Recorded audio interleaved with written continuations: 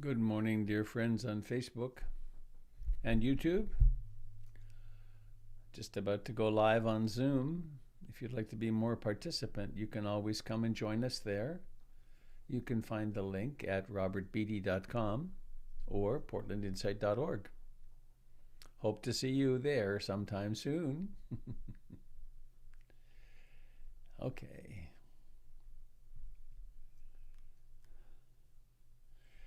Going live on Zoom.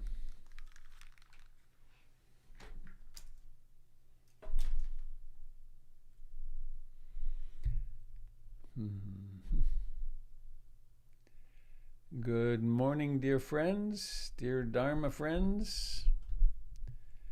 Have we sound? No. Ah, there it is. Good morning, dear Dharma friends. Now there's sound. Well,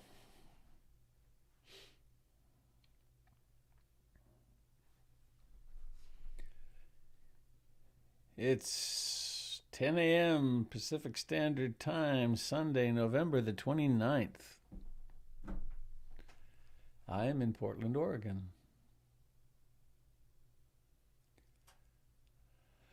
I'm cozy in my little house in the backyard.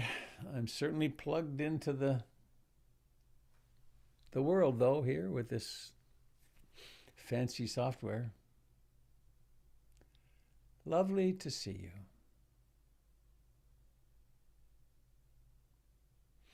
you.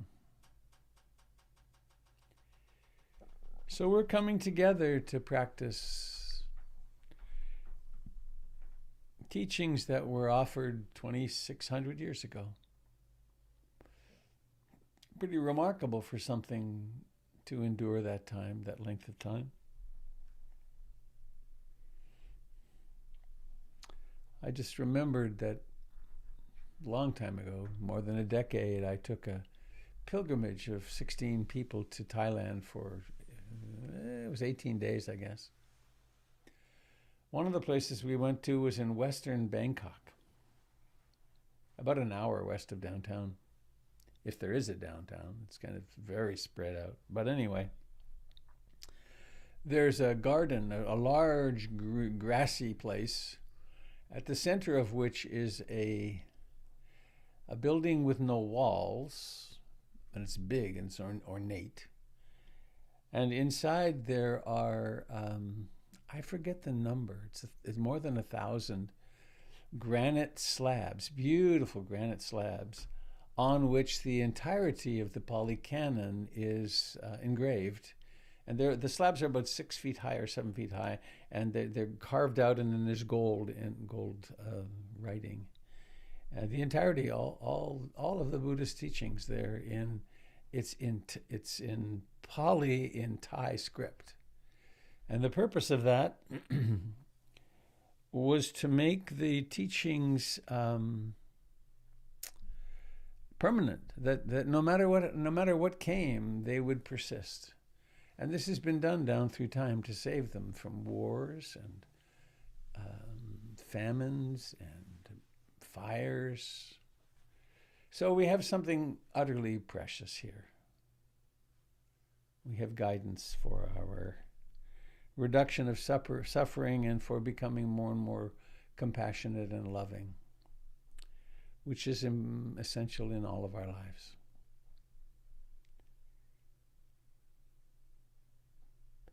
So this is a broadcast of the Portland Insight Meditation Community. I invite you to go and check it out. There are teachings almost every night of the week and sometimes during the day, and it's a very vibrant and rich community that is very alive. So I want to begin as we traditionally do with singing the Refuges.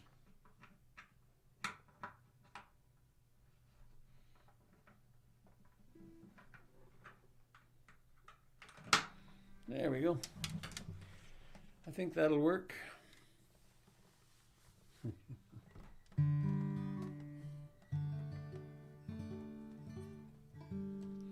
Oops.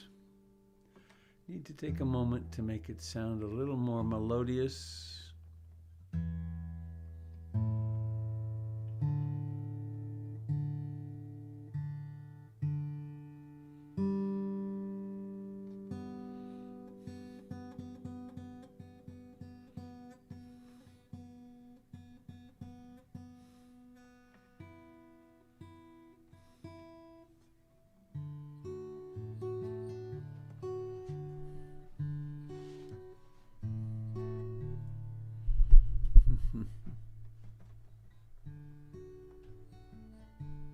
I take refuge in the Buddha, the one who shows me the way in this life. Namo Buddhaya, Namo Buddhaya, Namo Buddhaya.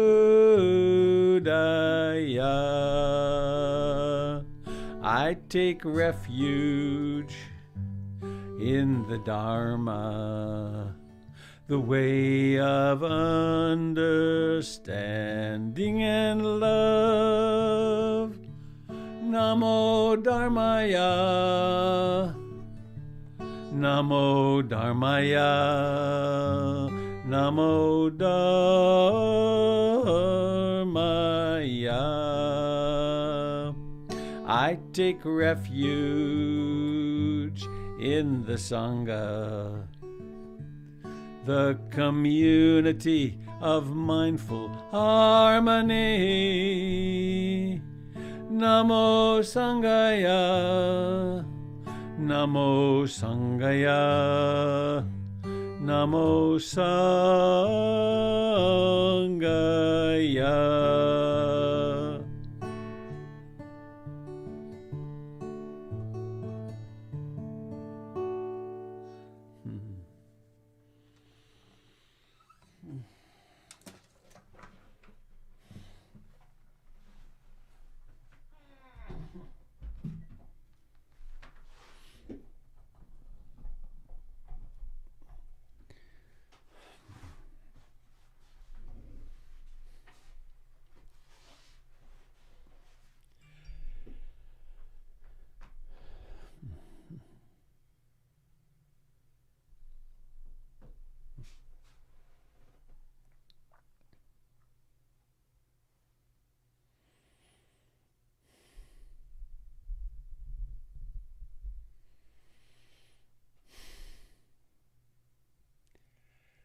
This practice of meditation is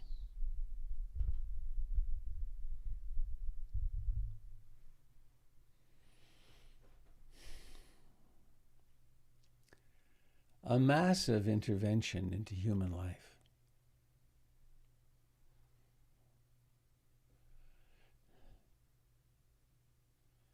The untrained human mind is basically capable of anything, skillful or unskillful.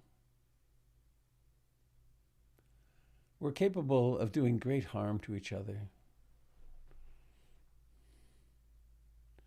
We're capable of creating and falling into ideologies which are hateful or loving. We're capable of being profoundly greedy or magnificently generous.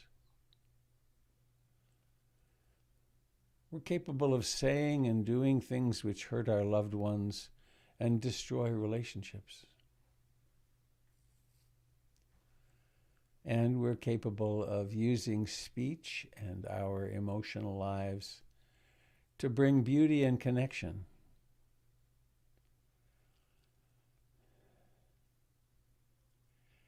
So it's no small thing to come together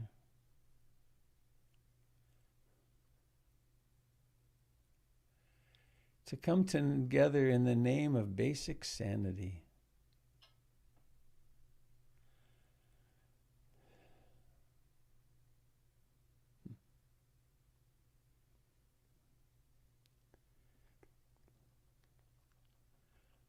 I'm going to do a Dharma reflection after the sitting and after Jim does some movement with us. And I'll begin with one of my very favorite quotes. It's from a book, When Good People, or Why Good People Do Bad Things. The quote is this: "The I that I know does not know enough to know that it does not know enough. The I that I know does not know enough to know that it does not know enough."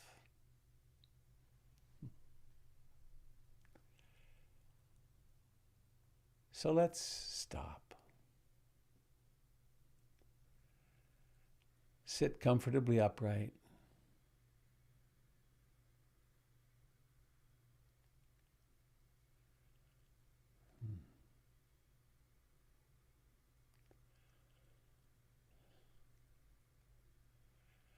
Let us, just like Siddhartha did under the Bodhi tree, take the seat of our awakening.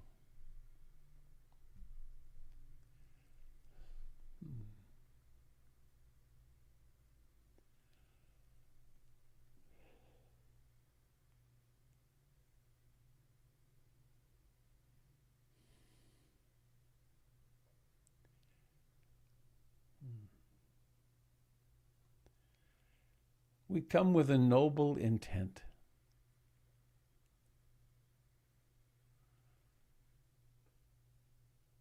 I intend to wake up.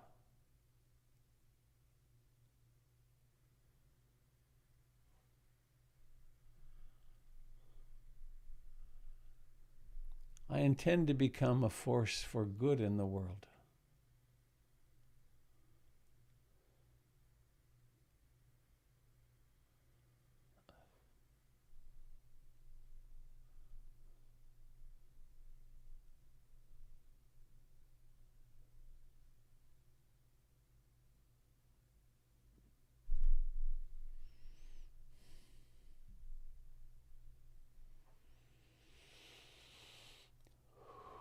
And so we begin by coming into contact with the slowest changing aspect of a human being, the body.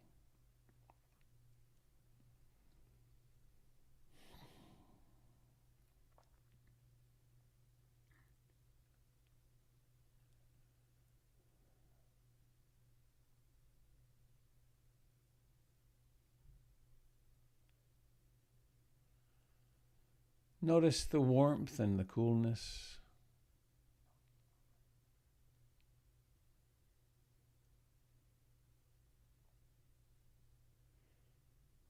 The tingling, vibrating life which is the hands.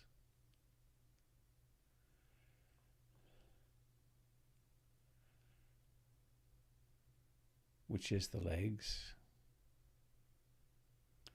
The pressure of the buttocks in the chair.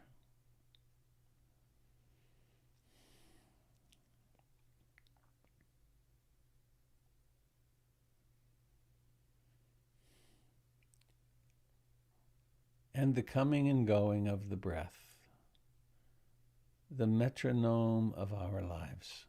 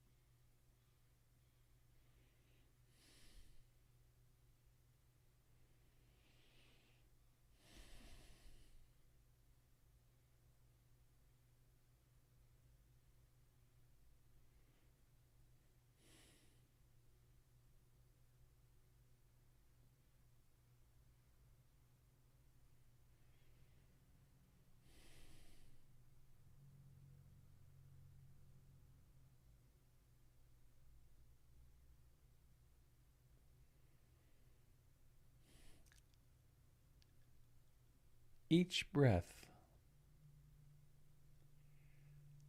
has a beginning.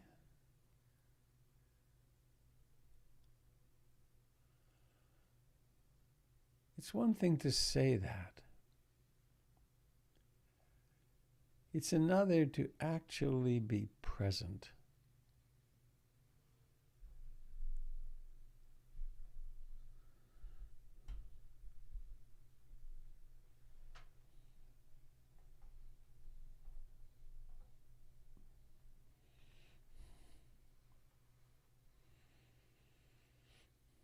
So that awareness and life co-arise simultaneously.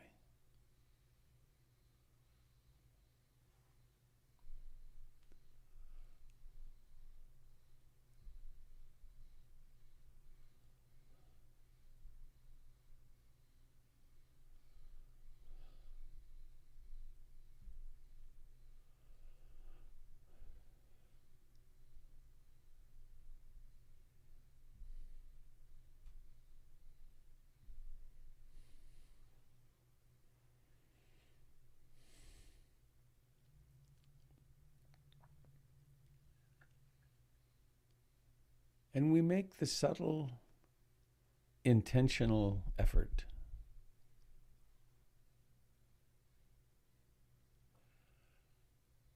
to time and again be present with the beginning of the breath, and then to remain present as the breath breathes itself.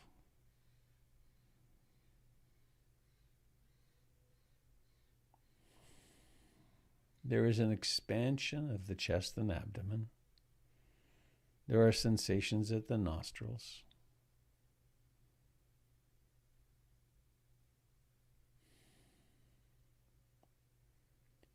As the breath comes in, comes to fullness, declines, and then vanishes.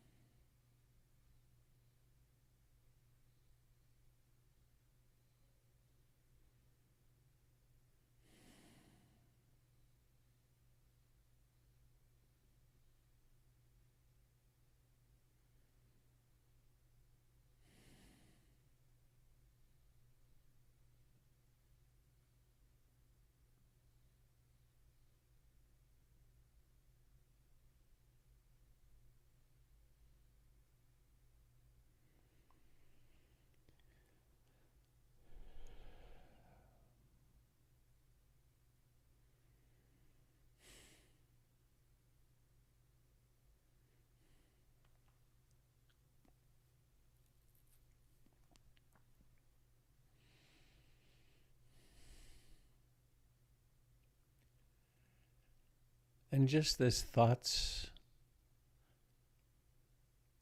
arise, we notice them.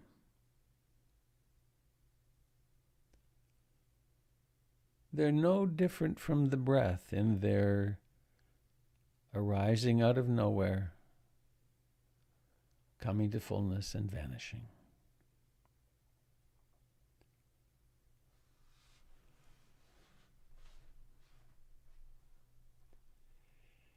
If awareness is such that it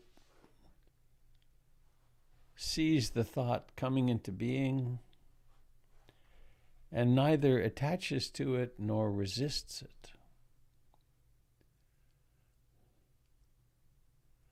the thought fulfills its life cycle and is gone without a trace.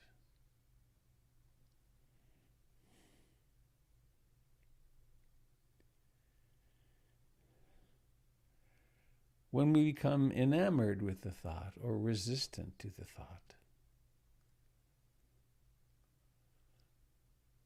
it becomes embroidered and connects with emotions and can create quite a storm, quite a flutter in the field.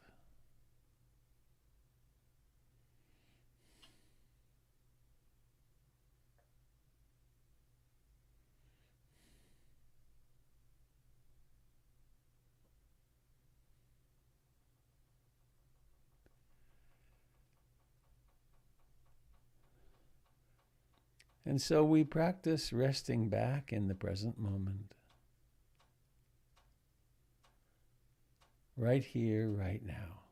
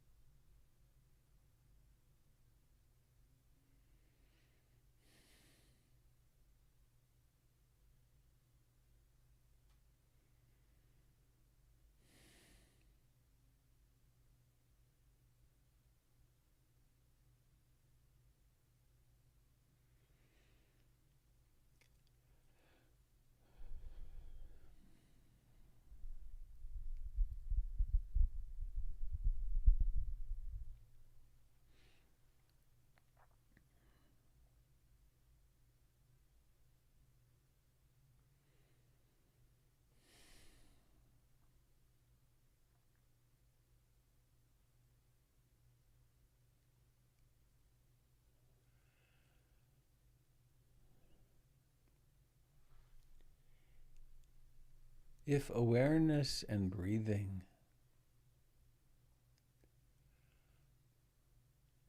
are dancing closely with each other, and there are few thoughts,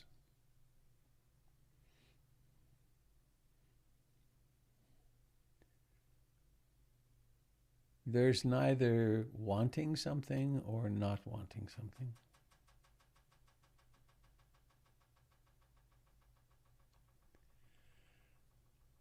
When there's neither restlessness and agitation or sloth and torpor.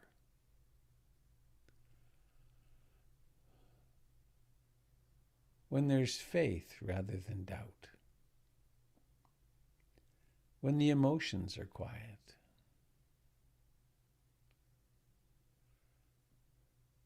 turn toward the sensations of breathing with just a little more intensity, a little more precision.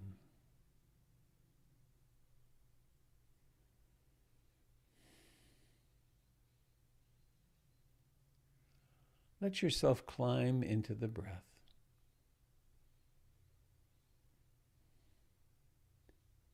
And let great ease be with you.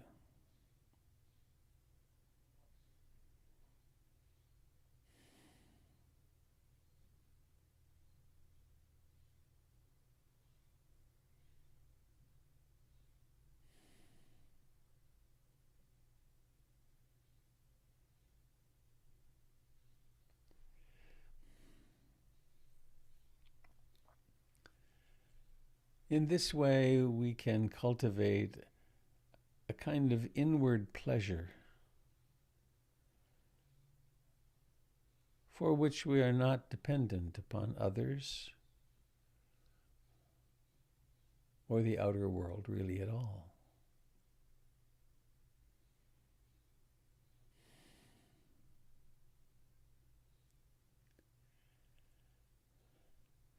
If, on the other hand, the hindrances are in blossom,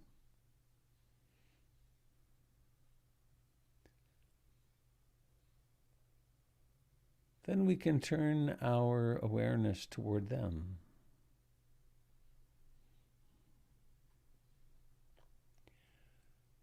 So this is what the ruminating mind looks like, feels like, is like. This is what enemy imaging is like.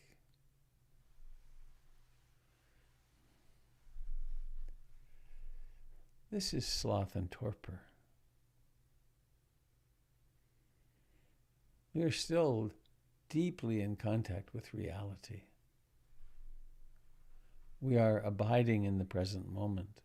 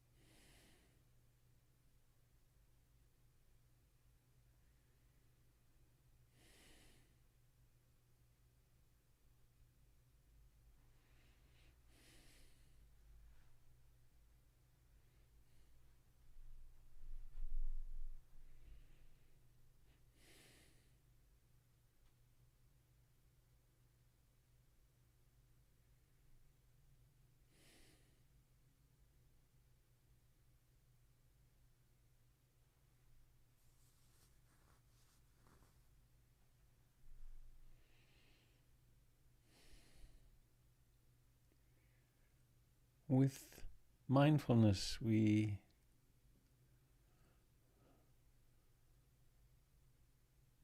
accurately, mindfulness remembers to remember. It remembers to be awake. What is it I'm doing?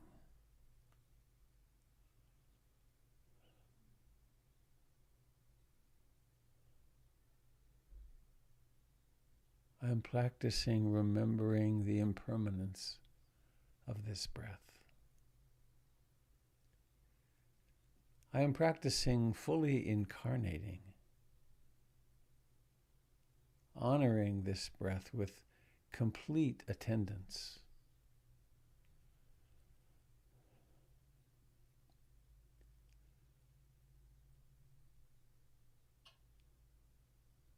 Honoring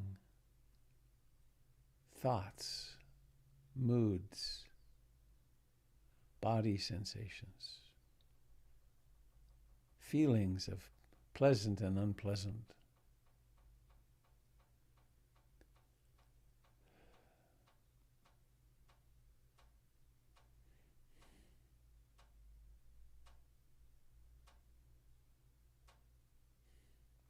And all of this emerging from something as deceptively simple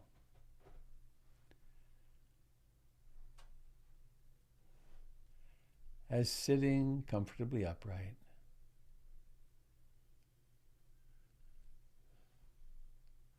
allowing the breath to breathe itself, and remaining present.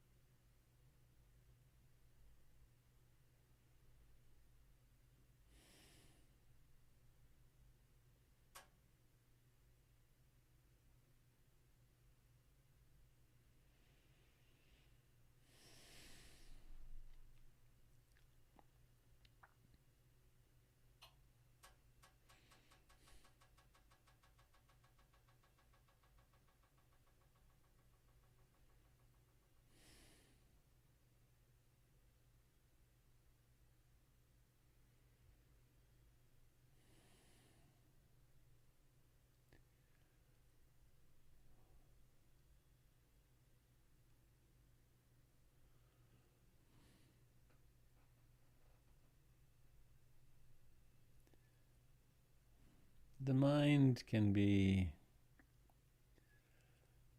a lot like a jar of muddy water. If we just let it sit for a while,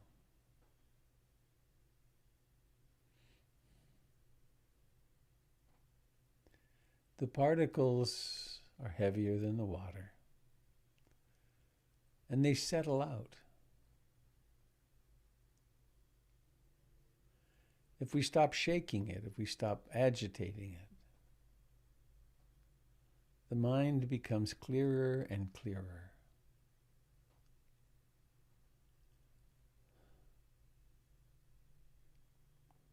And in that clarity,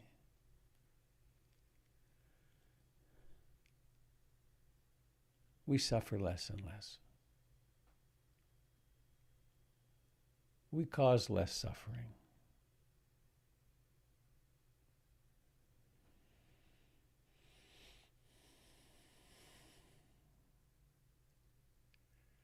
And so we sit with a willingness to experience whatever arises.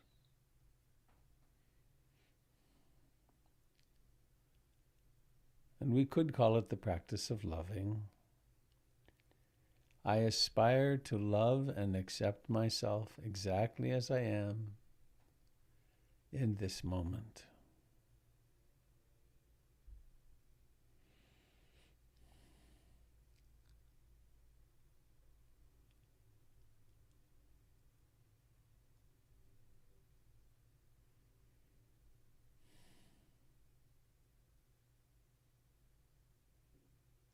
That's a huge statement.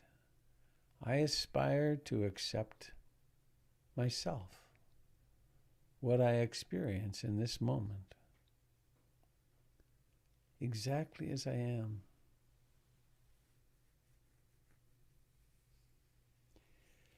And when I'm hurting, when I'm suffering,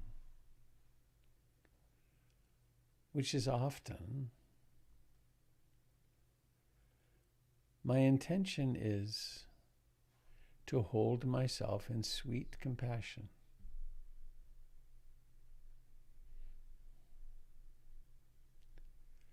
So we're putting aside denial.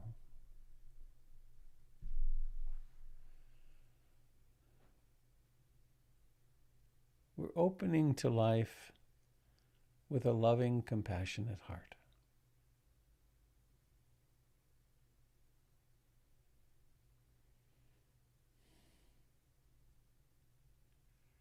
And as we do this with ourselves,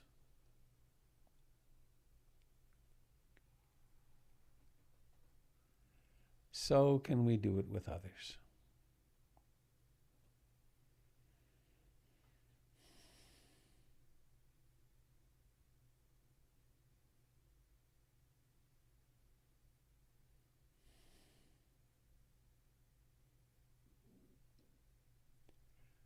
So let us, on the in-breath, use our heart and cognitive capacity to wish ourselves well. There's the shorthand of I love you with your name at the end.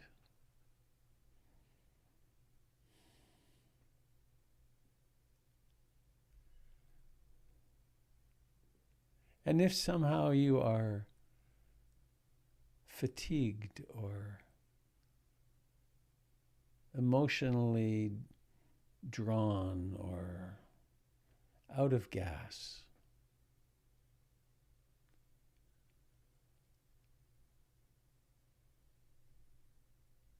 hold yourself in sweet compassion. I love you, I'll take care of you.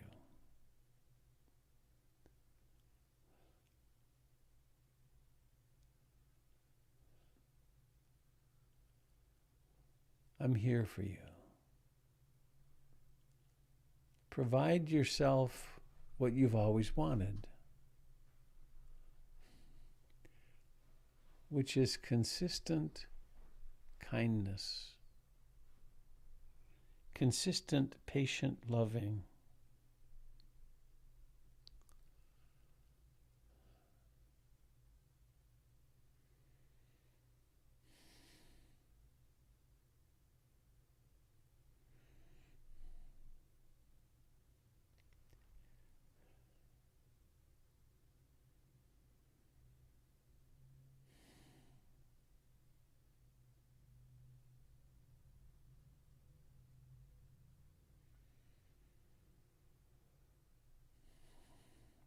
And of course, we live in the world. We are each one of 7 billion humans. Profoundly important.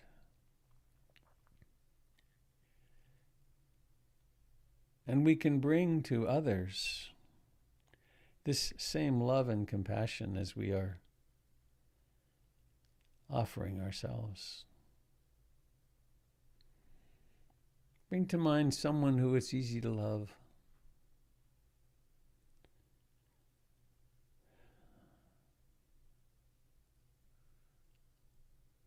On the out-breath, remembering they want the same things you do, of course.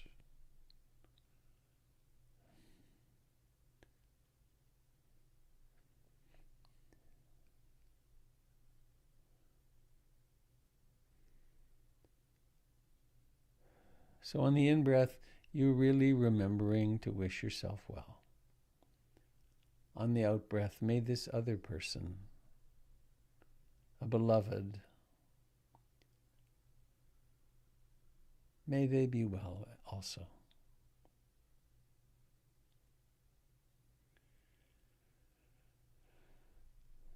And please now let's remember someone that you know who's suffering.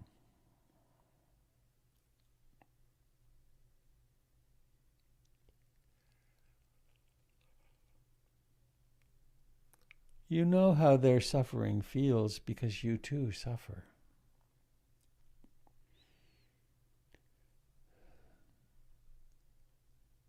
Sweep them up in your own heart, the heart of the Buddha, the heart of Kuan Yin. Imagine holding them, stroking them.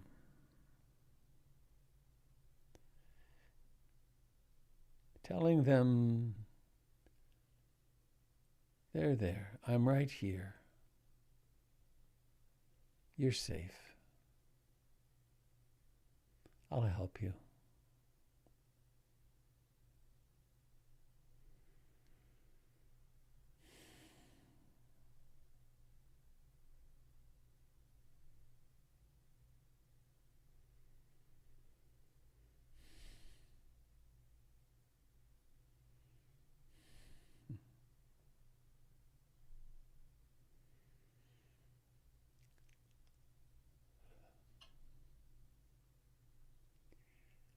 And with this same tone, this same flavor of consciousness, please let's now become aware of the body that sits here. If it is sick in any way or injured, recovering from surgery,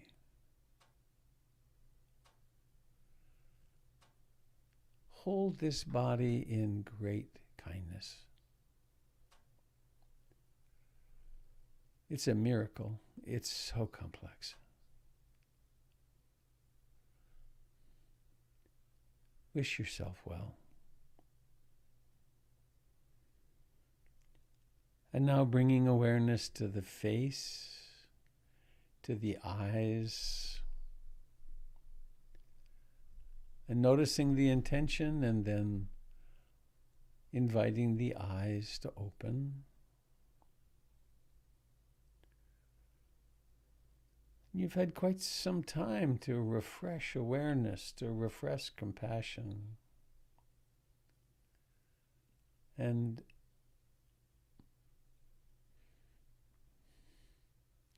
see with what I like to call the eyes of blessing, the eyes of compassion.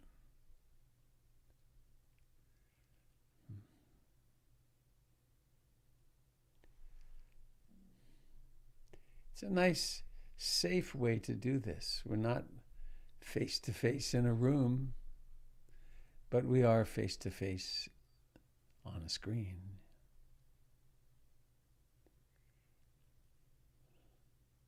Find someone you didn't notice before. Wish them well.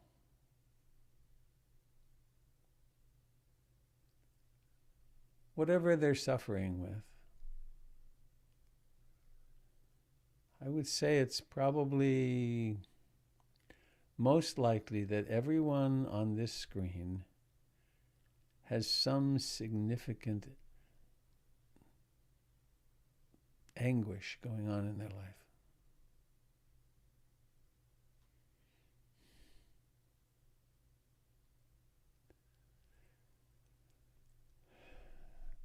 Some loss, some disappointment, some fear, financial fears, relationship fears, health fears.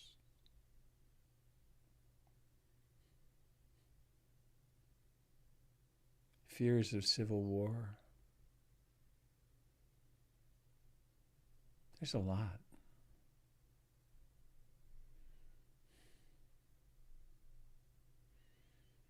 But we don't have to go unconscious. We don't have to intoxicate ourselves in any way. We can be here. The company is good.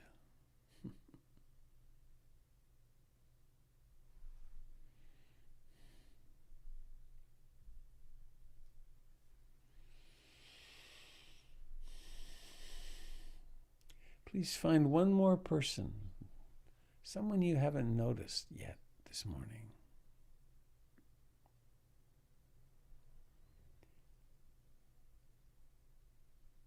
You may know absolutely nothing about them,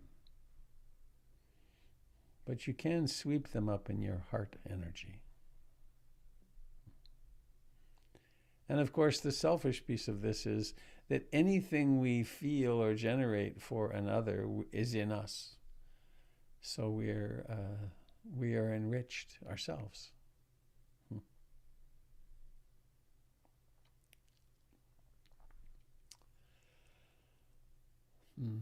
So thank you for coming this morning. I feel much saner than I did a little while ago.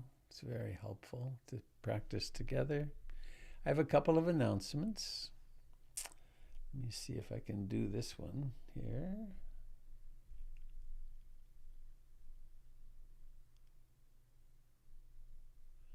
Where'd it go? Oh, here we are. Read more. Okay. Share screen. Here we go.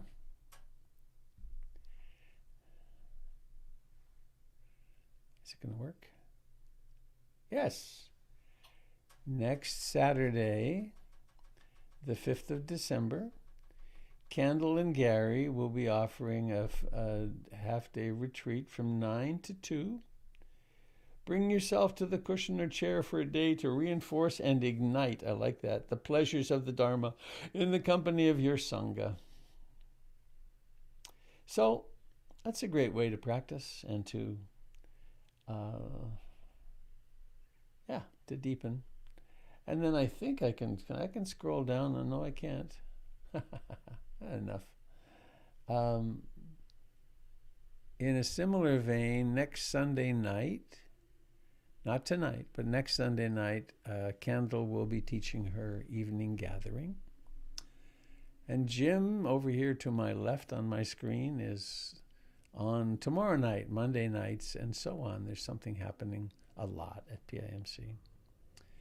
I will be absent next weekend, and Sunday morning will be conducted by Doyle Banks and Jim. And I will be teaching a weekend retreat through Hollyhock.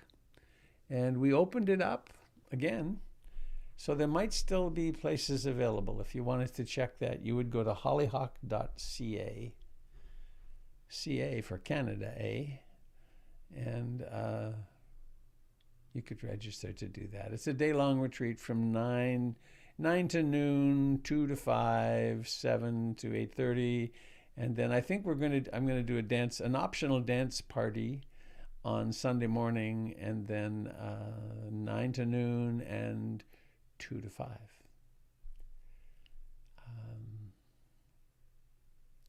I got some help yesterday from a wonderful young man named Ben Euphrat, who's one of my daughter's dear friends. he lives in the Bay Area, and he does a lot of music and recording. And he helped me figure out, he really showed me how to have a sophisticated new controller for sound on my computer. And I actually can play music, I think, with ease. So we'll see. So, no, I guess I should mention this. Generosity. A spiritual practice, a spiritual life has three legs. One is generosity, one is training the heart, mind, and the other is moral and ethical behavior. And one of the ways to practice that generosity is to support your Dharma center. So if you're not doing that, please think about it, feel your way into it, and see if it makes sense to go and make a monthly contribution or a contribution for just this morning. But do it only if you can enjoy it, because that's what it's about. It's the pleasure of letting go. So with that, I'm going to yield the helm to Mr. Dalton. You have the bridge. I don't have sound from you right now. Do you have the others? Can you hear him? Okay, good. That's a little concerning that I don't have sound, but I can live with it. It's my sophisticated new system. Oh, I do have sound now in here.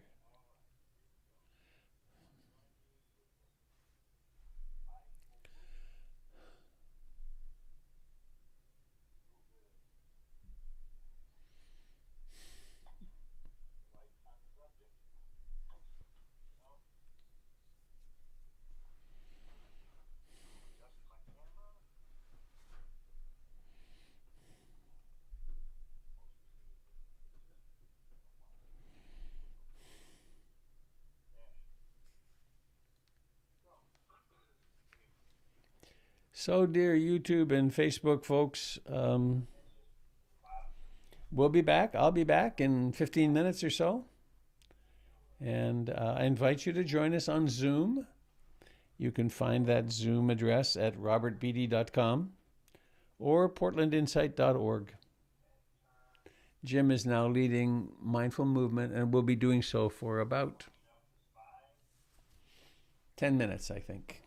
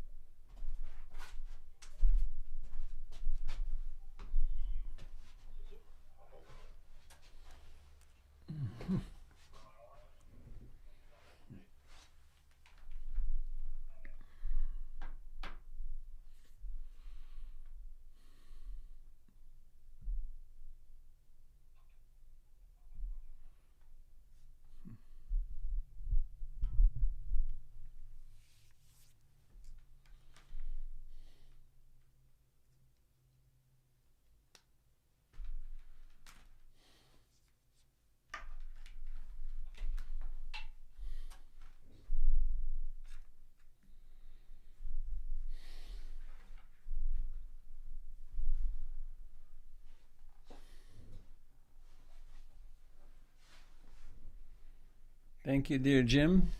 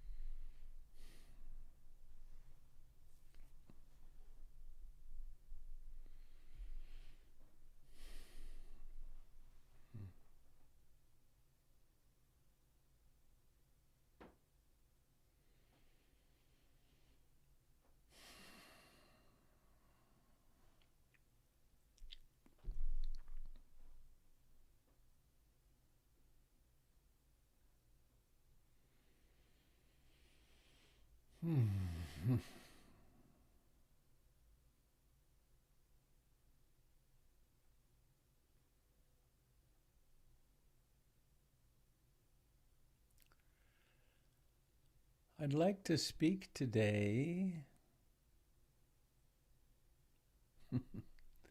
Actually, that's not quite true. I'd like to just be silent today. So long. Oh no, we can just sit together. I did decide the other day I'm taking a retreat from the 13th of December to the 19th. I'll be in a little cabin of one of our Sangha mates, actually, down at the beach for 6 nights. My colleagues, Jim and Candle and others, will be filling in those mornings to be with you. And I'm going to just get a chance to be quiet. So I did, recognizing this commitment this morning,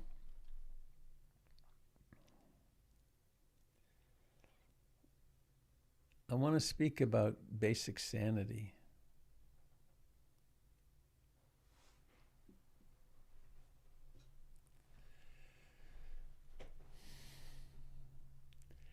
I live at the intersection of several families.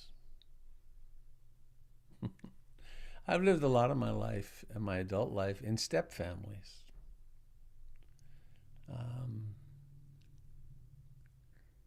And I was trained as a family therapist years ago.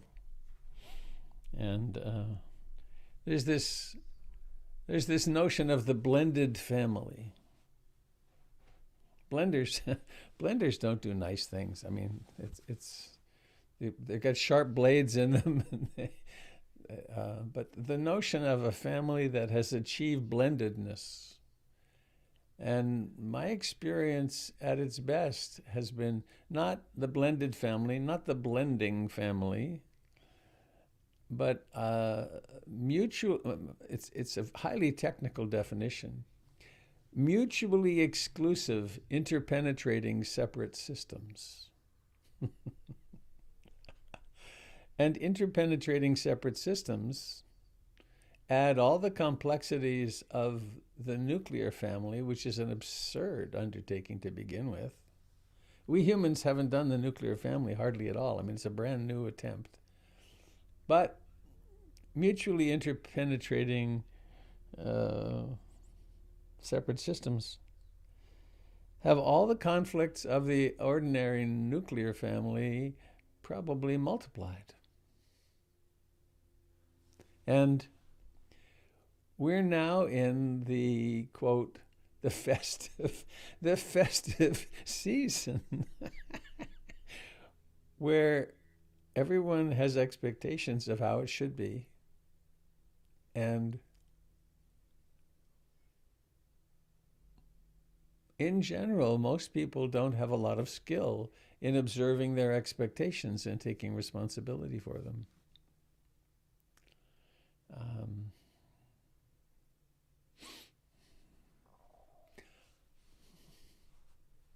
One of the side benefits of having really 3 marriages with kids in all is that I've learned about, this is not on my script, but I've learned about buying and decorating the tree, the Christmas thing. And it really creates a lot less suffering for me if I could care less what goes on the tree and how it's purchased or cut. Because then I can just stand back and watch the family have their conflict, the children, who gets to do what and so on. And there's a lot of peace in not having an opinion. So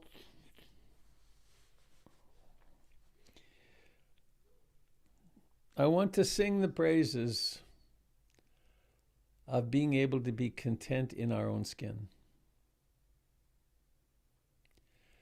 of developing our meditation practice such that we actually can feel some significant comfort from within when the outer world is crumbling around us, of being able to be increasingly within the family emotional system, present with the family emotional system, and not having to go on the ride of the family emotional system.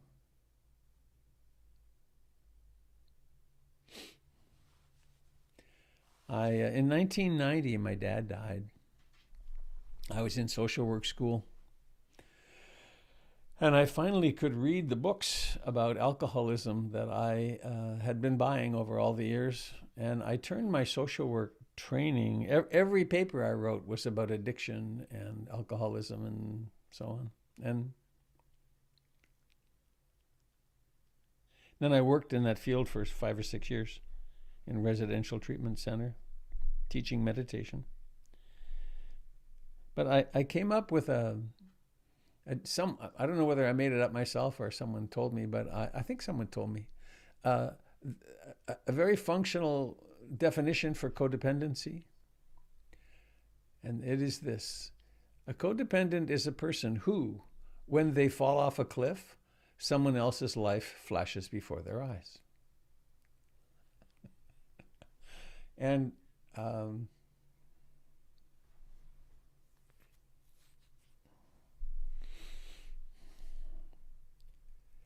within the family systems that I'm part of, watching people react to each other's emotions is really, it's dismaying, but it's also very entertaining. And watching myself respond in particular to Jennifer's feelings is fascinating. And I think a sign of my glacial growing up is that I am increasingly able to let her have her feelings and not make them mine. To actually let her have her own life. It's quite an achievement, So,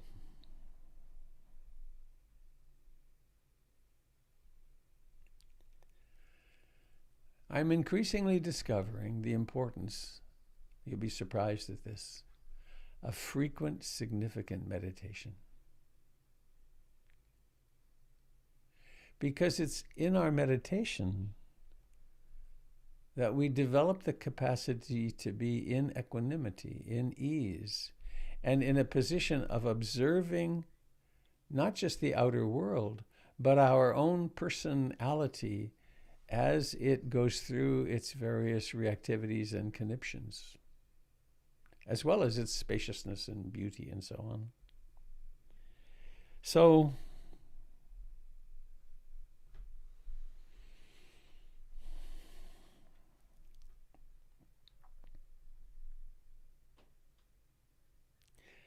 And I guess I'm also noticing more as that becomes clearer and clearer experientially. I'm noticing more the price that we pay as individuals and as a culture, as cultures. If we can't assume the position of observing our impulses, if we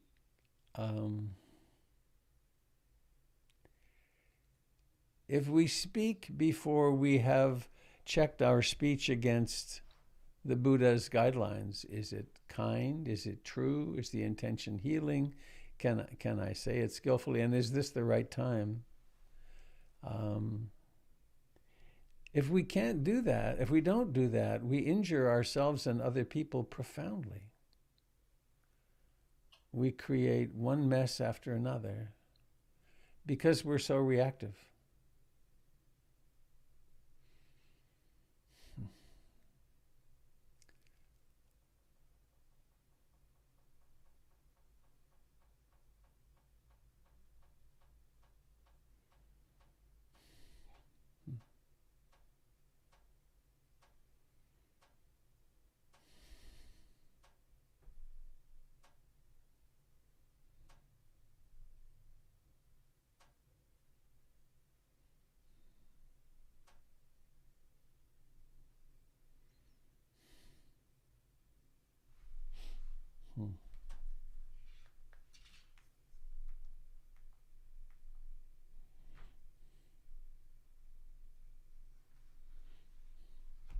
Oh yeah, I made a couple of notes. I've had the privilege of helping thousands, maybe, of people start to meditate. And I always say to people, start small, do it every day for a month, 5 minutes, 2 minutes, but do it every day. And I've gotten to observe people who then come back and tell me their experience. What are they finding out? And there's a very there's a very common piece of feedback I get that happens after a little while, a matter of weeks, sometimes, often, and it goes like this. A woman has been in a conflictual relationship with her mother for decades, lifetime maybe. But it's not so conflictual that they never talk. They talk every Sunday, scheduled time, and it always goes the same way and ends kind of badly. And then a person starts doing 15 or 20 minutes of meditation a day, and they start learning how to calm down their system. They start learning how to observe their thoughts and their impulses. They start learning how to observe their enemy images. And then the feedback goes like this. I called my mom, my brother, my sister, my husband, my wife, my partner, my friend. I called them and something was different. She said the same old thing that always pisses me off. And I noticed the irritation. I noticed the tightening in my chest. I noticed my jaw tightened. And I noticed what I always say next. And then I didn't say it. Instead, I thought about how much she's hurting and how lonely she is and how the pain of her illness is affecting her. And it was just that I didn't do something, and the conversation ended really differently. That's common feedback. So what's that about? If we develop enough mindfulness and concentration to create some capacity of observing our inner process, then we get to make some choices. And sometimes the choices are very, very obvious. Those of you that are familiar with the 12 steps of dependent origination, the Paticca Samuppada, will recognize this as what I'm talking about is the bottom section of it, where contact leads to feeling, feeling leads to craving, craving leads to grasping, and grasping leads to becoming.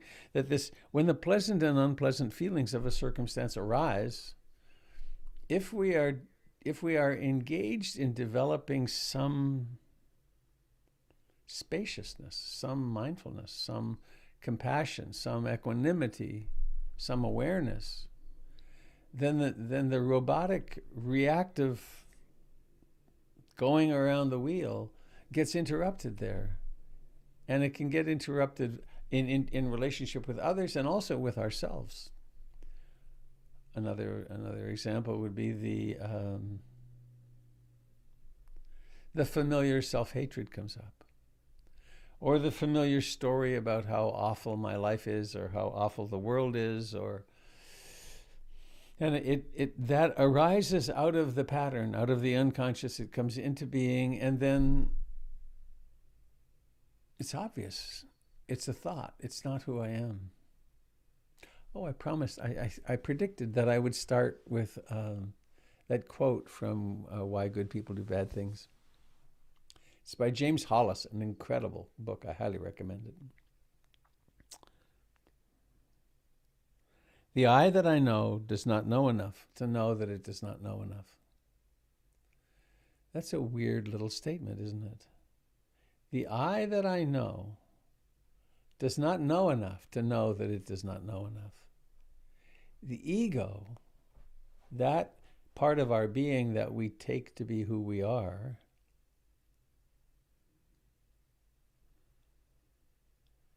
doesn't know how vulnerable, how fragile, how capable of being pushed aside it is.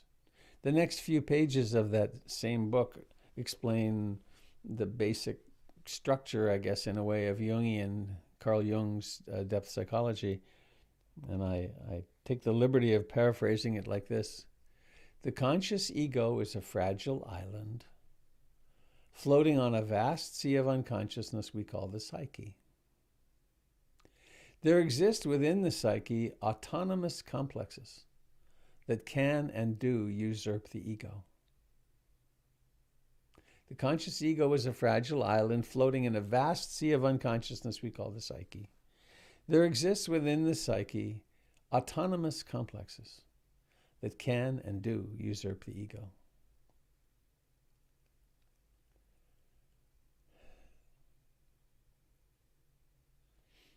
So here's the fun thing I like to do. It's very impressive in a room. I'm going to ask about obsessive behavior, obsessive and compulsive behavior and addiction. Do you experience and manifest any behaviors which you'd be much healthier without doing them, but you continue doing them anyway? Please raise your hand. So if you look at the room, why don't you stop? It would be really better if you stopped doing that ridiculous, obsessive, compulsive, addictive behavior. Well, it's because you're not doing them. It's one of those complexes, or a set of them, that are doing them. The I that I know does not know enough to know that it does not know enough. There are these parts of ourselves that run rampant, and we don't have any control over them because they're not us. They're within that which we take to be us.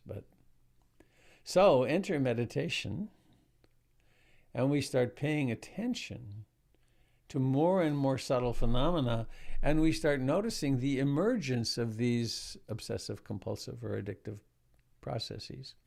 And that over time, we get to make friends with them. And eventually, sometimes, and there's sometimes grief work to do, there's anger to let out, there's fear to encounter. But then, as we become more adept explorers of our inner life, we have circumstances where the impulse is to say something to mom on the phone, and then somehow or another we just don't say it. because we don't need to.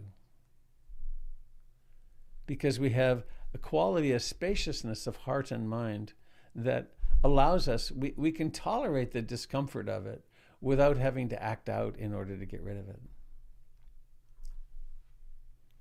So that's part of the excitement of being in these interpenetrating family systems, is watching the untrained mind, this is minds around one, do what they have to do because that's their conditioning, and not have the choice. And also within oneself to become less and less reactive and realize this is just what family life is like.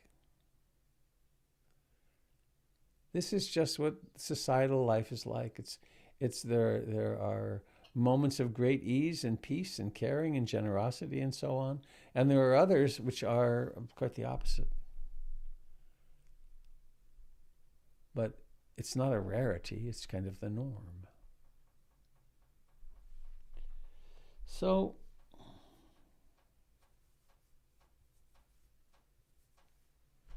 yeah. So I want to probably end there with the invitation to really take your practice to heart.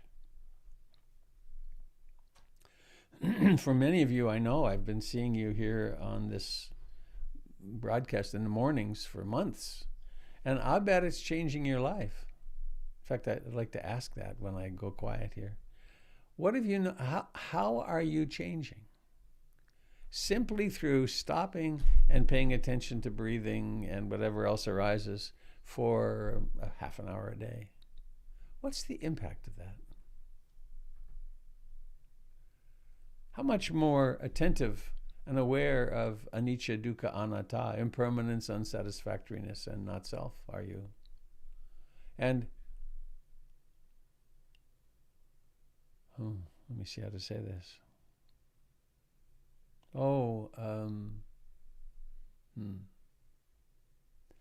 My brother-in-law died. My sister's really catapulted into an anguish of the most profound nature. 54 years they were married. I was the best man at their wedding, a teenager. And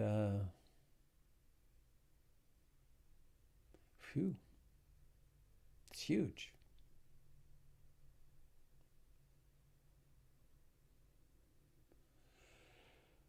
So, where I was going before I got reminded of that, his name was Bob Harris. And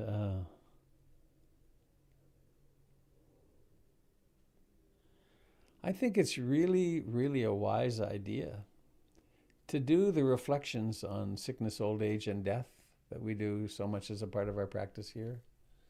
And to have the truth of anicca really be deep in our hearts and minds, because those earth-shaking, mind-blowing changes will come. They're here now. And to have our thinking be well adept at, well, good grief, this is painful, and how natural this is. Right? This isn't a mistake. This is the way it is.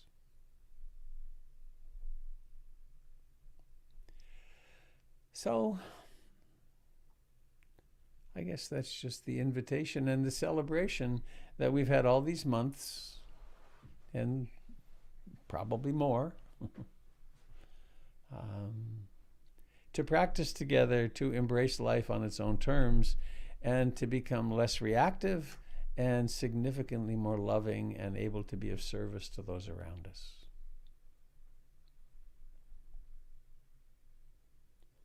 So with that, I want to stop and ask you, what is there you'd like to share?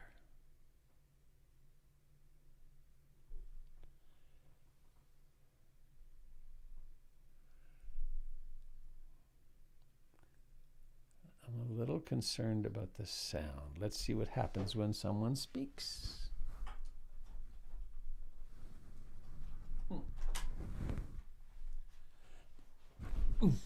Jim, would you say something, please?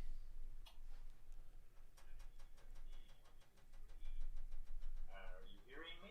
Yeah, it's working. Great. Okay, thank you.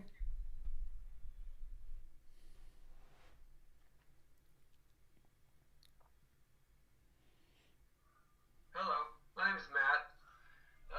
I've been following you a lot on the YouTube, Robert. So been with Pimsy for a couple 3 years, and during COVID, really started to meditate more on a regular basis. And I've, like everyone, there's problems and challenges in life, and I found that well, at first I thought maybe the meditation was kind of an escape from the reality of what I had to deal with, because when I meditated, I felt like I wasn't addressing the issue. But then I started to realize that in the process of meditating, I was developing the tools to, in fact, address the issue that had been bothering me for years. And it's brought a lot of equanimity, more equanimity. I find it so amazing that how there's suffering in the world, but then there's so much joy too. And even though going through the suffering and feeling the pain and that, knowing that all these feelings, thoughts, and fears just pass through, I know that I'm going to be feeling again at some point. It's pretty miraculous, and to just meditate on the fact that this faith, this practice works, and when if doubt arises, I just go the opposite way and say, wow, what an amazing gift this is to have. This is not There's no doubt here. This is common sense. This is logic. This is beautiful. This is love. This is the way to deal with everything. The kind of radical acceptance of everything that's going on, and just try to enjoy it all, and try to get something out of every experience that comes along. So I'll stop there. I could babble all day. Thank you. Thank you, Matt. I didn't hear any babbling at all.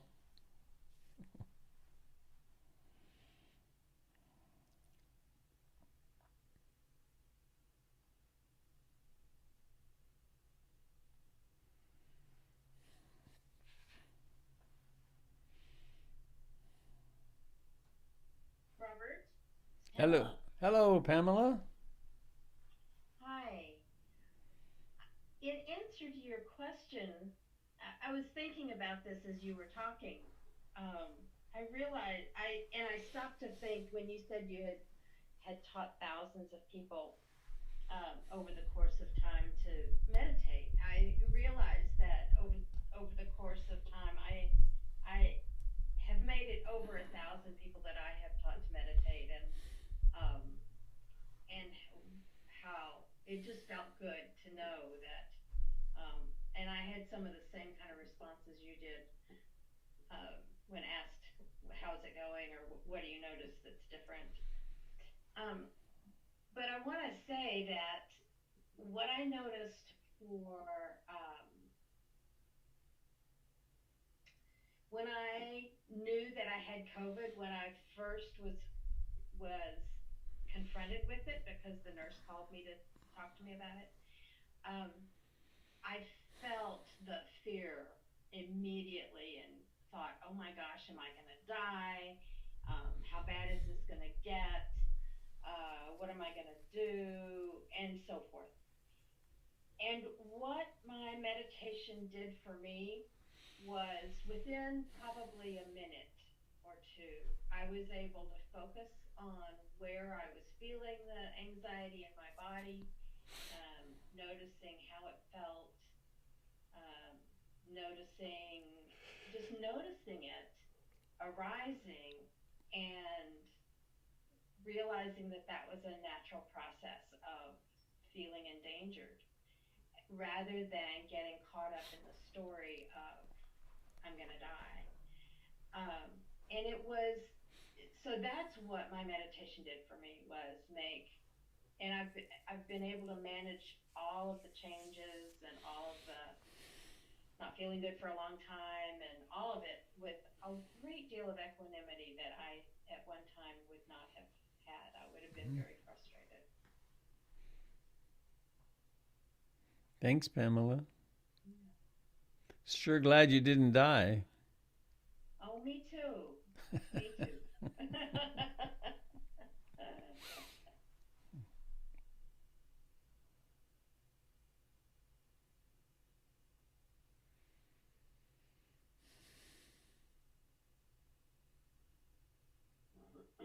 Robert, this is Wally. Hello, Wally. Hi. I'm a little oblique to what you're asking about, but I really miss being with everyone at the hall, and to be able to hug other people. And I think Jim brought up that a little bit too, and sit and chat with the friends that I have there. The sangha is really important, as you say, one of the three gems, and I really miss it. It's really, really something. And then I have to say that I have met more, or I've gotten to know more people through this than I would have never met at the hall, because I could see them, they're talking, they're people people would come and go between the sitting and your talk, and I'd never have a chance to talk to them or find out who they are. Or I just didn't do that because I was too busy talking to my friends. So I'm really pleased that we're doing this as well. So it's two sides, but anyway, I want this COVID to be over. I'm done. I'm sure you are, Pamela, as well. But, thank you. And I'm looking forward to the day we can all be back together. Thank you, Wally. See you all. Yeah. Hi, Robert. Hello, Danny. How are you? I'm rather good. Miss seeing you. Hey, I have a bone to pick with you. I've been meditating for 6 years now, and I still don't have a Tesla. You're doing the wrong meditation. Oh, okay. No, I actually have a serious question.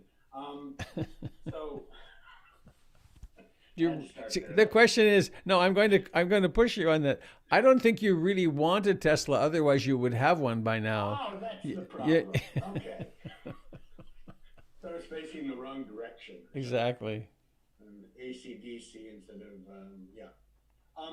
My question is that I've noticed a real difference in the meditation.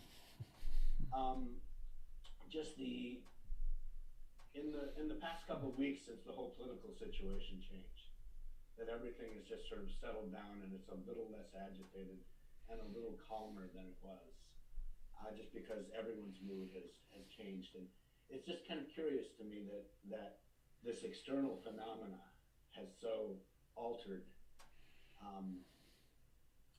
And I got through a lot of that stuff because I was able to meditate.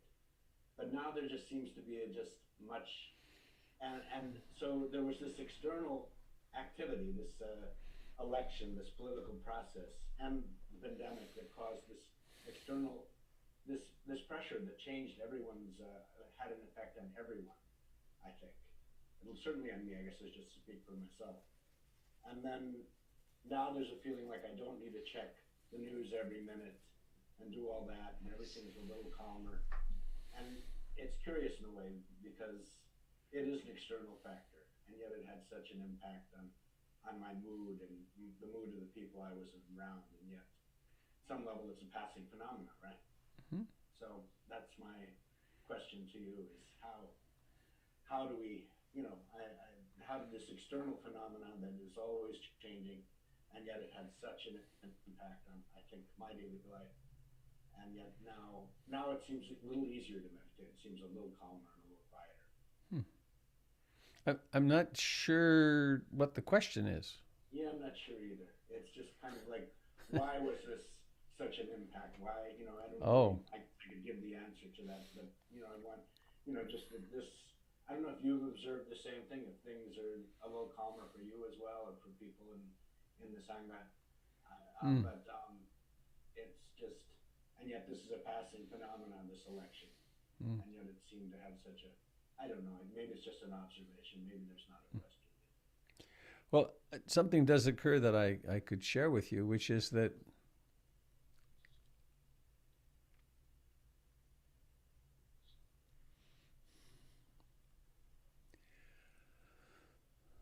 I made a meaning out of the election that we had reached a turning point. And had the election gone the other way, I was of the belief that it might be the end of democracy, that we might have had profound tyranny. And was that true? I don't know if that was true, but it looked like the direction it was going. And I've studied enough world history that I found that personally frightening, and frightening for my grandchildren. And so, and I feel teary now talking about it. When there is threat, when there is existential threat, or when we perceive there is existential threat, it does tend to make us hypervigilant, and whatever our coping mechanisms are. I heard, a couple of days ago, the alcohol consumption in the state of Oregon is up 100% since the beginning of COVID, and marijuana sales are up 70%. Now, there's a reason for that. It's because those substances they diminish the experienced dukkha for a little while. And so there's been a lot of dukkha, and a lot of people doing all kinds of things to try to escape from it, among them meditating more regularly. But I think that at least to those of us who experienced it as an existential threat, that of course we were anxious. As I was. In a way, it didn't change my meditation much. The content of the meditation, when the mind went to that, was more agitated, and there was a fear. There was a kind of an underlying fear. But those were the contents of mind. But there's still plenty going on in my sphere. If the mind were not well observed and contained, I could be flipping out now. There's always so much falling apart in a life, and so many threats of different kinds. And if we focus there, we can stay agitated all the time, or we can find that place of peace, which is what's the word? Irregardless, I don't know if that's a word, of the circumstances we're in, that we learn how to find the peace which is before all the impermanence, or which contains all the impermanence. That make any sense? Yes. Yeah. Thank you. And interestingly and frighteningly and sadly, almost half the people of the United States are having the opposite experience, and they are now upset and angry and hurt, and are subject to these fantasies of the election being stolen and so on. And we humans are a strange lot. We're subject to all kinds of conditioning. Oh, speaking of that, I have a piece of advertising here. I watched the documentary, which I'm going to watch again, and I'm going to invite anyone who's interested at all to watch it. I think the title is The Social Dilemma. Yes, brilliant. That is a very unsettling document. That it's people who were at the very top of the tech world who have now awakened from the trance of that and are talking about how the tech world is used to manipulate us ordinary humans, and how elections can be, they can do basically what they want with us as a population, and that's very frightening, very interesting. So, and it's not just a group of crazy hippies. These are the people who created these systems of monitoring and manipulating our perceptions and behavior. Yes, that was fascinating. And interestingly, none of them will let their children use any of the media. Right. The Right. people that invented the systems. They said, I won't let my family use it. Yep. What does that say? Thank you. Mm-hmm. Robert, I hear some. Hey, it's your. hello, Joan. Hi. It's very interesting because around the same time that the COVID lockdown happened, I was given a diagnosis of Parkinson's. And normally I would have just gone off the deep end and just anxiety abound. And it did for a couple of weeks. It's around the same time I found these sessions and other things like going to Canada, special meditations, coming to your retreat, which was in Canada. I don't necessarily meditate on my own, but every day I have a group to go to. And I'm noticing that I'm not, yes, I get anxious at times when I know where the path may lead me, but at the same time, I'm able to quiet myself. I'm able to do some good breathing, and it's not the same as it would have been without this. So thank you so much. Hmm.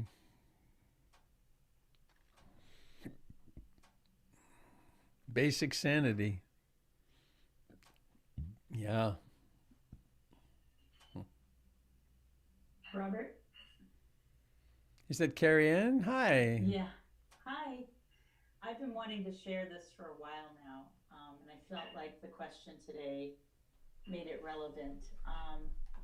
I have so enjoyed the daily meditation, and I'm also doing the Eightfold Path and class, and I did one of the retreats. Through this COVID time, it's made it, there are parts of it that's become sacred almost, but in particular, the loving kindness meditations.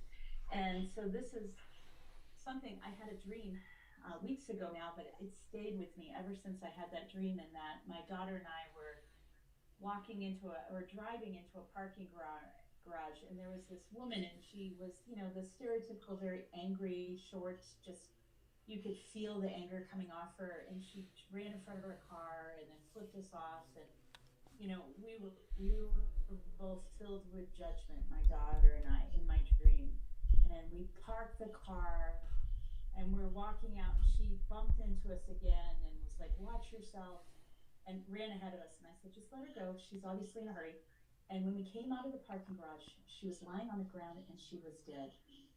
But sitting over her was her spirit, and it was holding her hands and looking at her with loving kindness. And it was so beautiful to see this woman looking at herself with this love and kindness, this woman who hadn't seemed to have it. And I realized that's what's in all of us.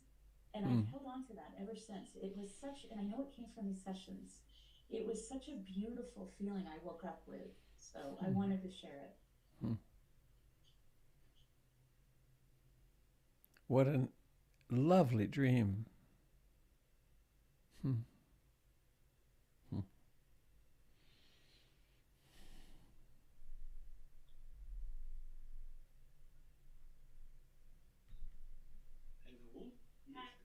go ahead.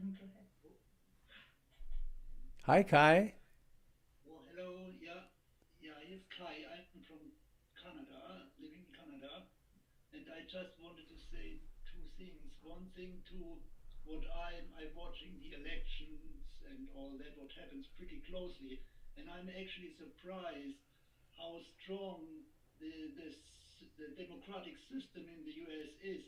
He had no chance to actually disrupt the elections, even though he had 4 years to prepare, and he had no chance to actually topple it with all his court cases.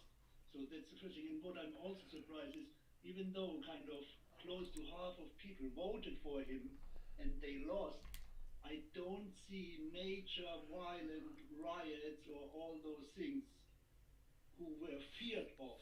So I have to say, I think the American democratic system is stronger than a lot of people think. So that's my observation. So just to state my feelings towards the US and the systems and all of you down there. And then another thing I would like to speak about is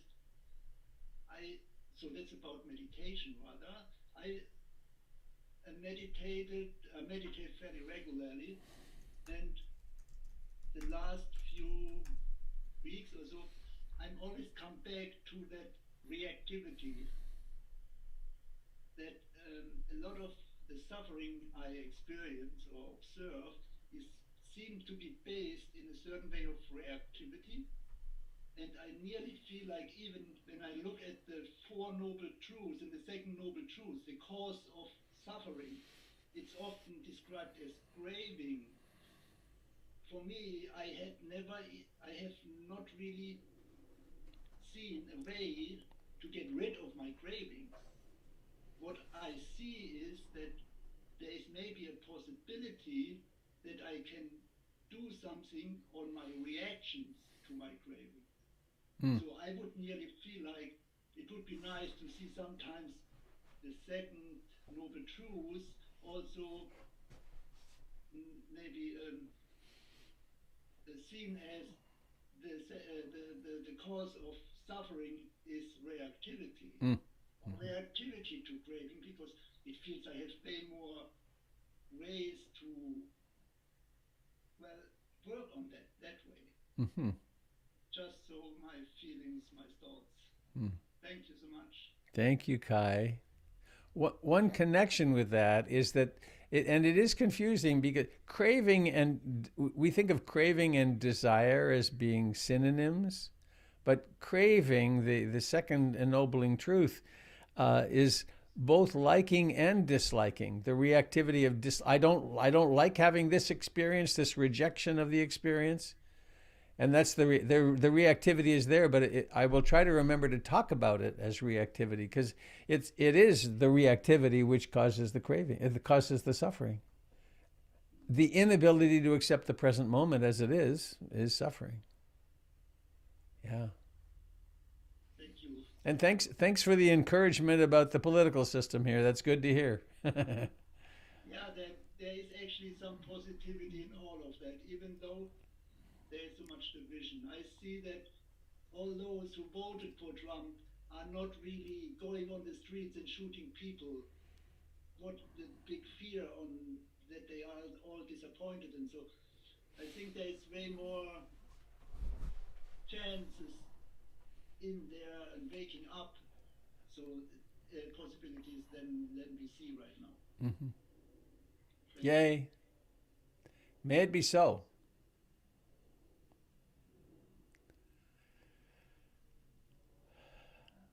Hi, Robert. Hi, Sangha. It's Kat. Hello, Kat. Hello. Hi, everybody. This is such a wonderful opportunity and topic.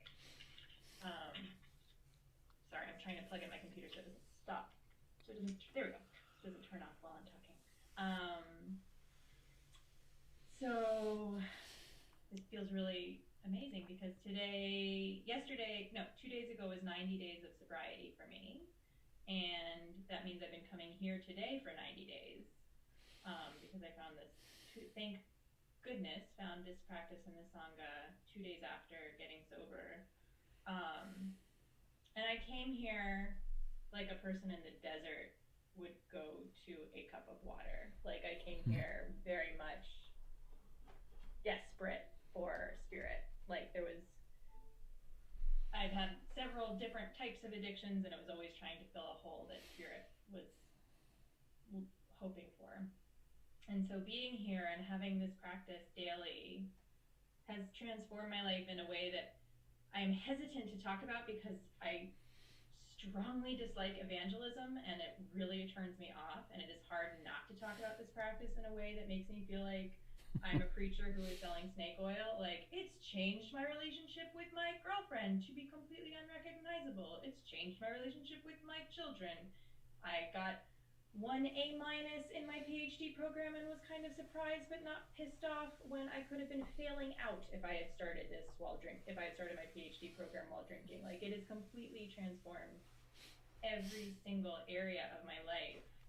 But the one I just want to share most is with my kids, because this past weekend my kid was literally like jumping on me and I was tired and I was like, "Bud, I need you to get off and move over." And he's like, "Wow, Mom, you're really cranky." And I was like, "Wow, you have a really short memory, because 4 months ago I would have been screaming at you and you wouldn't have blinked." Like, there was so much yelling and discomfort. And I literally said in a very calm voice, like, "I need you to get off me." And he was like, "Wow, you're crabby." And I'm like, "Awesome. If that's your parameter for crabby, I am so happy, because correct, I am crabby, get off me." But also, like, that's a miracle. That is a total miracle. And having this place to come every morning has just been such a gift, and seeing all your faces and getting to know you all has been really transforming. So I'm always just so grateful, and I'm so grateful to you, Robert, and I'm grateful to everyone. That's it.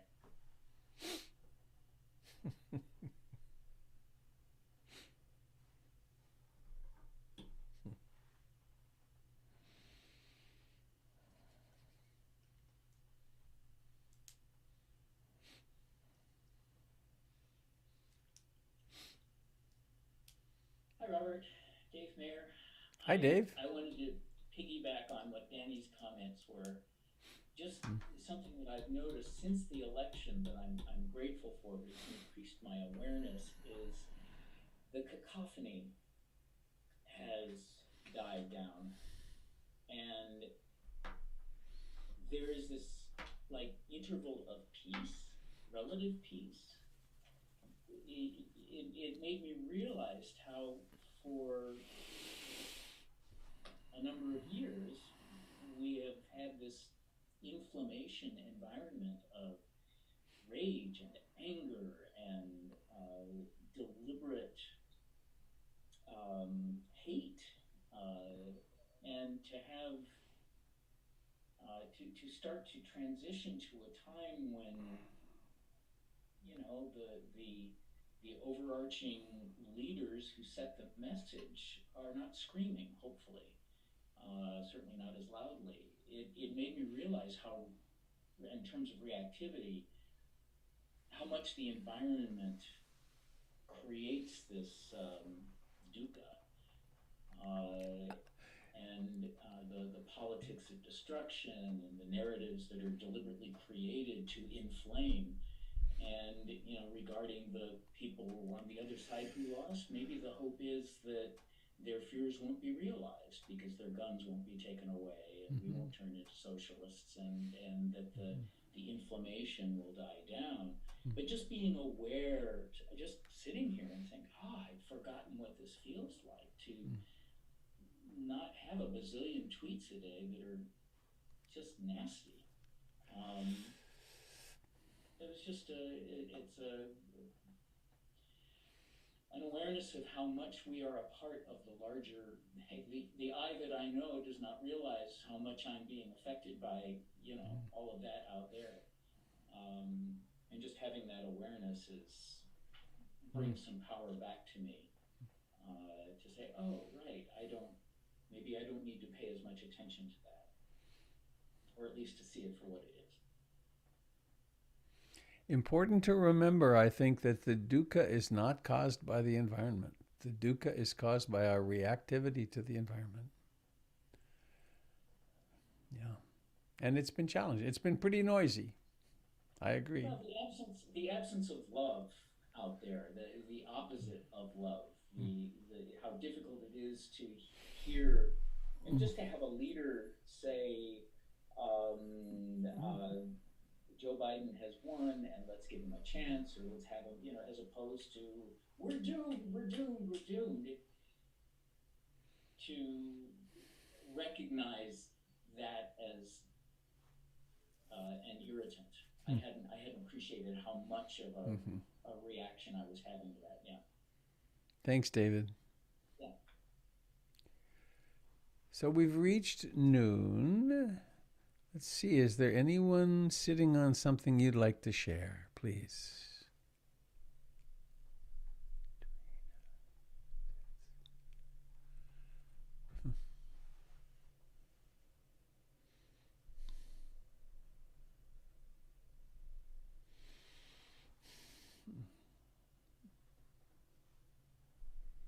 I'd like to share.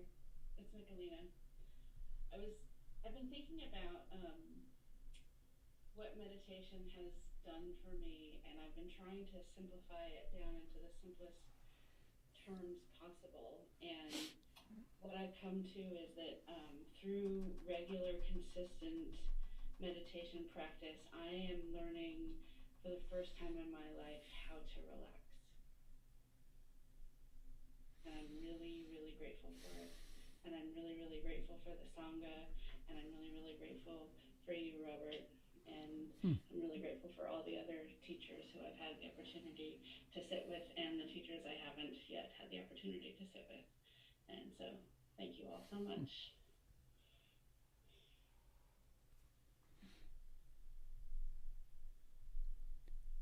Hello, Frank. I see you lurking there.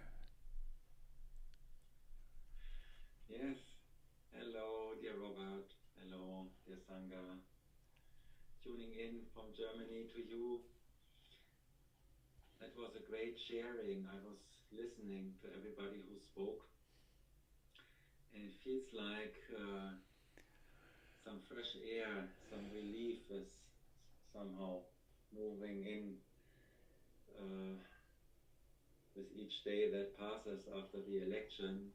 Somehow more and more ease is coming back.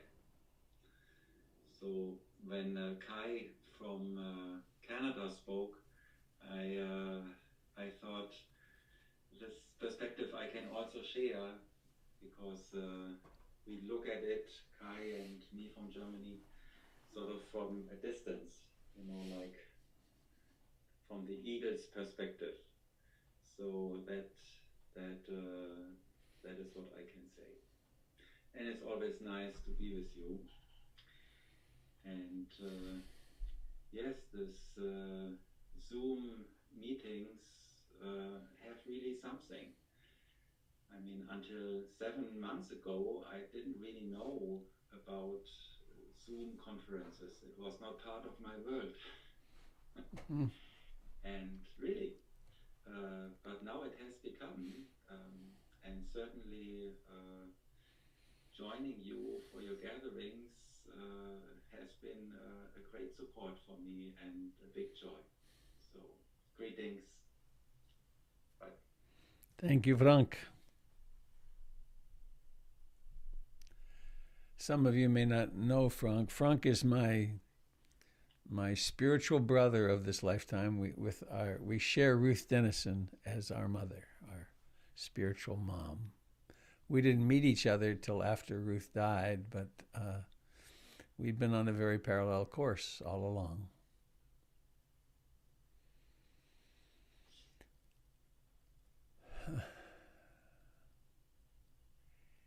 Any one last thing anybody wants to share, or we sing our way out of here? Robert, can I say something?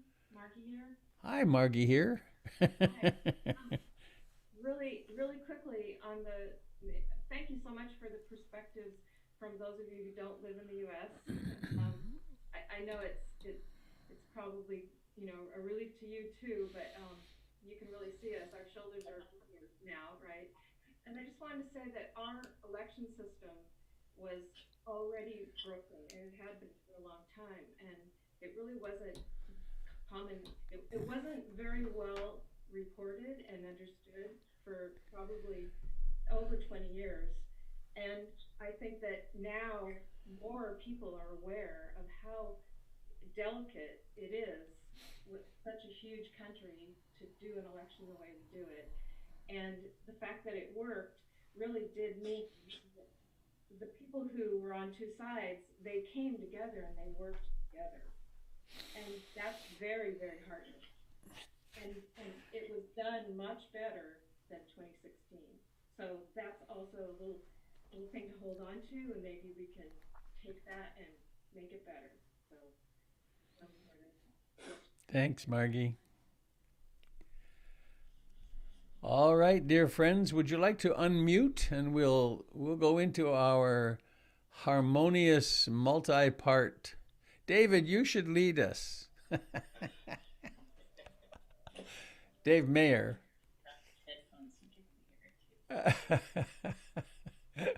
Are we ready? May all beings be happy. May all beings be happy. May all beings be happy. Sadhu, sadhu, sadhu.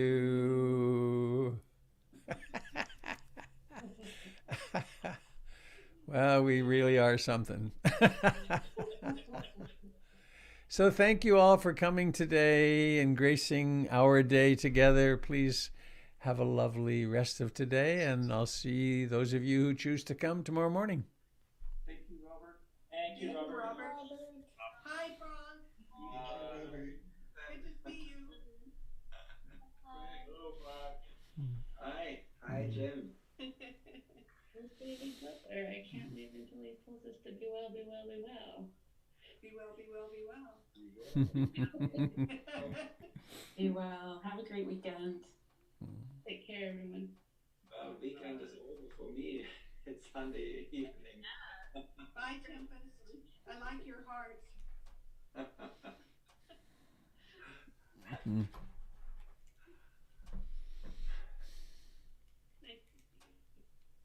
Hard to let go.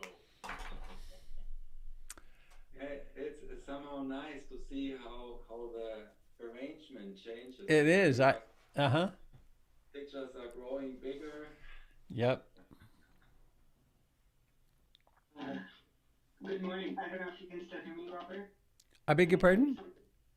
Or can I still tell you something, Robert? Sure. Well, firstly, I'm recovering from my surgery. Right. And doing okay, but this morning we were talking about dreams, and they talked about a dream, and I had a dream with you in it recently that I've been meaning to tell you because it meant so much to me. It was actually when we had the fires, and I was in bed at night with the fire, right? And I had this dream that I was running through a forest with all the fire, and there's smoke everywhere, and I couldn't breathe, and I collapsed on the ground, and then suddenly I hear your voice. And you're very peacefully like, Eric, would you like to come sit with me? And I look up, and you're in a forestry hat like you sometimes have when you're hiking and stuff. And it's just sitting on a log, and there's no fire around you. And you're like, would you like to come sit with me? And I'm like, are you crazy? The world's burning down. I can't sit with you. And you're like, well, that may be true. And you may die either way. And that will happen either way. But how do you want to go? Do you want to be screaming? Or do you want to sit with me? And I was like, you're crazy. And you're like, that's fine, Eric. Go ahead and look for a way out. Go look around the forest. If you don't find a way out, I'll be here waiting for you. And so I do, and I run around screaming like a chicken with my head cut off.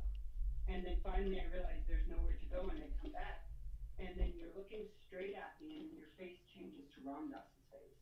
And then you're like, why don't you just be here now? And then I sit and I look at you, and you change from Ram Dass to Ruth. And then you change from Ruth to Charabah, to Jack, to Maharaji, and then I realized that it's the energy of the teacher. And then I realized the energy of myself, reminding me that I can be calm, regardless of the situation. And I woke up and there was still smoke, and I was still hyperventilating, but I still felt safe. And that has stayed with me since, and it's actually really helped during this cancer surgery, because it's helped to remind me that the energy, that love that I get from you, that I get from Tara, or that I get from Ram Dass when I listen to his talks, that it's the love of the universe, of the teacher, of myself, that's reminding me what's important. And I don't know, I've been meaning to tell you that for a long time, and it's not much to me. So, and I just thought you deserved to hear it, you know. What a beautiful dream. It really is. It's really yeah. so much to me. And important to remember that every part of that dream is you. Right. That's what I got when I woke up. That's exactly what I felt. Exactly. So, anyway, ever since I heard her talk about the dream, I was like, I forgot that. I felt like you needed to hear that when I woke up that morning. Well, I'm touched by it.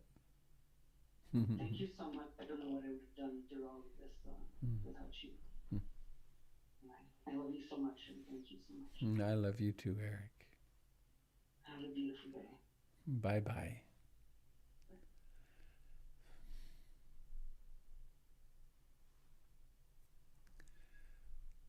Goodbye, Sherry. Ah. Nice sweater, Frank. I can't hear you. Your what it's called? It was bought not far from where you live. You know, a little bit south of you, there's this, how do you say, this big shopping center. Yeah. Washington Square. No, out of town. Maybe. Oh, the mall, the right by the freeway, the outlets. Yes, the outlets, right. I see. So, are they still Sangha friends? Yes. Here? Yeah. You want to chat for a few minutes? I'll send you a link. Yeah, all right. Okay, I'll do it right now. Goodbye, everyone.